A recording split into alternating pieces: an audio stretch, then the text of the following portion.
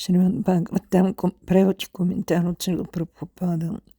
Песен 4, част 2, глава 21.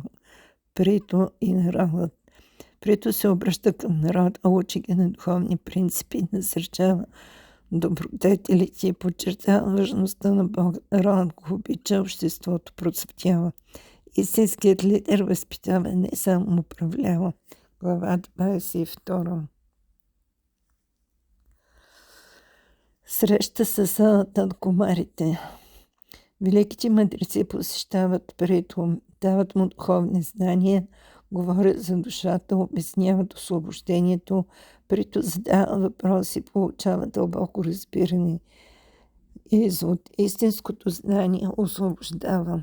Глава 23. Оттеглянето на Прито. Прито се оттегля от властта, заминава в гората, започва аскетичен живот. Жена му го следва, посвещават се на медитация, подготвят се за освобождение.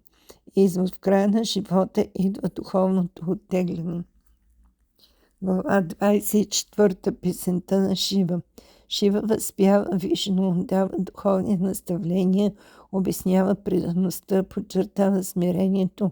Учението е дълбоко философско, вдъхновява преданите. Извод.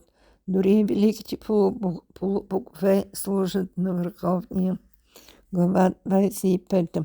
Учението на Капила.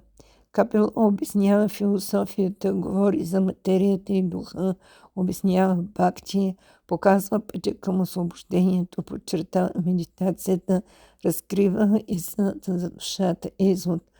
Познанието за душата води до свобода. Глава 26.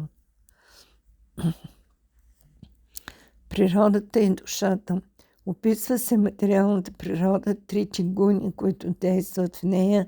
Душата е различна от тялото, илюзията заблуждава. Животът е временен, търси се освобождение. Извод. Ние не сме това тяло, а вечна душа. Глава 27. Практиката на предаността.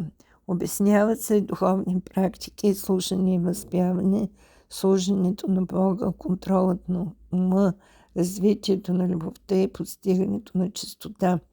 Извод. Практиката води до духовен напредък.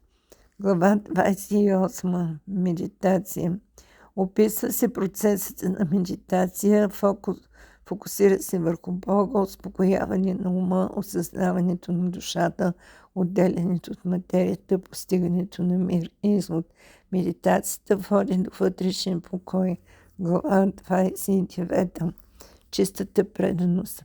Различават се видовете преданост. Най-висша е безкористната. Любовта към Бога без очаквания, отдаденост и смирение, пълно себеотдаване и истинско щастие. Извод. Чистата любов към Бога е върховната цел. Глава 30. Историята на Пураджана. Алегория за душата в тяло. Градът символизира тялото, Пураджана е душата, животът минава в заблуда, привързаности го обвързват, настъпва смърт. Извод. Материалният живот е временна илюзия. Глава 31. Осъзнаването. Историята се обяснява, душата разбира грешките си, търси освобождение и осъзнава истинската си природа. Отделя се от илюзията и се стреми към Бога. Извод. Само осъзнаването води до освобождение.